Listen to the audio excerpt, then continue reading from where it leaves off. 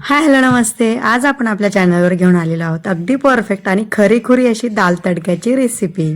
चला तर मग आपण रेसिपी तर अगदी पूर्ण आणि डिटेलमध्ये पाहणारच आहोत. सोबत आपण इथे जिरा राईस देखील बनवलेला आहे.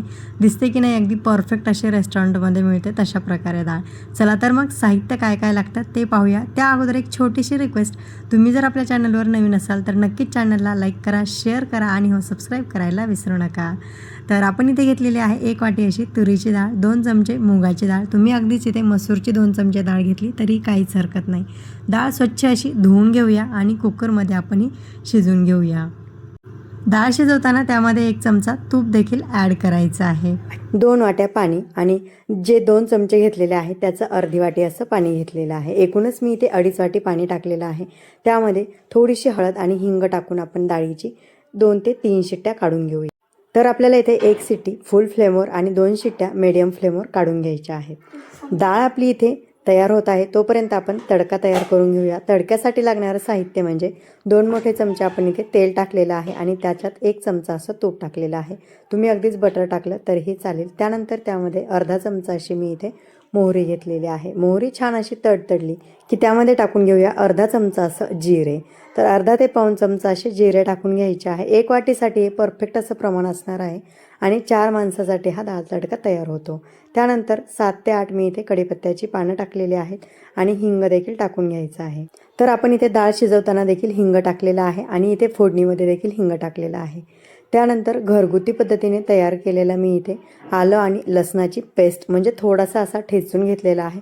अगदी फाईन अशी पेस्ट नाही, थोडासा ठेचून घेतलेला आहे. अगदी परफेक्ट आणि छान अशी टेस्ट आपल्या आलं लसूण पेस्टची लागते. आलं लसूण पेस्ट थोडीशी परतल्या गेली की त्यामध्ये 4 ते 5 बारीक कट केलेल्या हिरव्या मिरच्या टाकून घ्यायच्या आहेत आणि छान अशा परतवून घ्यायच्या आहेत. फक्त मिक्स करून घेऊया. मिक्स केल्यानंतर त्यामध्ये आपण टाकून घेतोय कांदा. एक मोठा कांदा बारीक असा कट करून घेतलेला आहे. कांदा देखील आपल्याला मस्त असा परतवून घ्यायचा आहे. कांदा जर थोडासा कच्चा राहिला तर आपला डाळ तडका थोडासा असा गोडसर तयार होतो आणि खूप जास्त करपला तरी देखील डाळ तडक्याचा फ्लेवर हा चेंज होतो.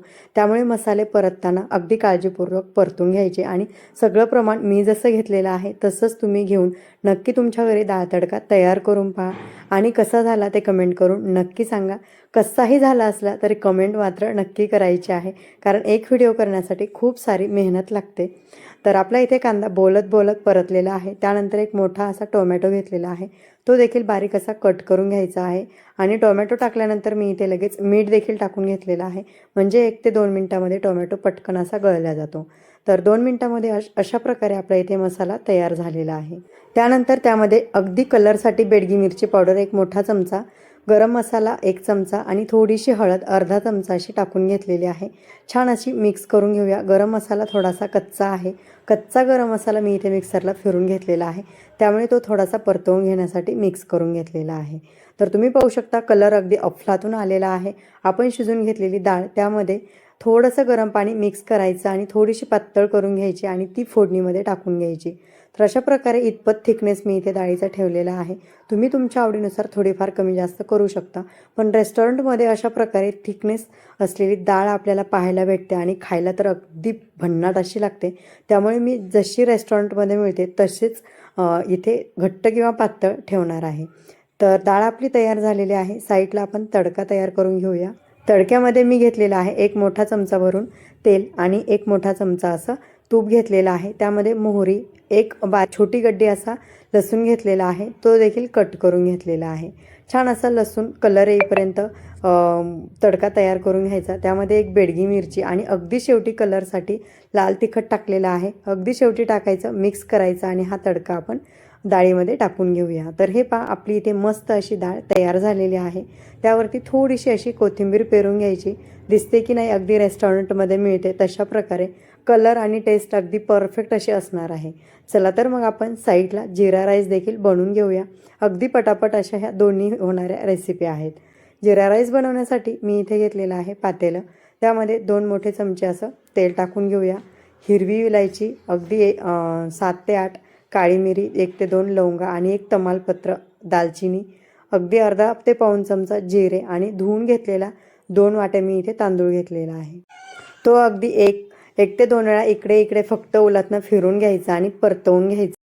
2 वाट्या तांदळासाठी मी इथे 4 वाट्या पाणी गरम करून घेतलेलं आहे, ते यामध्ये टाकून घेऊया. उकळी काढून घ्यायची आणि उकळी आल्यानंतर मीडियम टू लो फ्लेमवर या वाटीने मी 2 वाट्या तांदूळ घेतलेला आहे.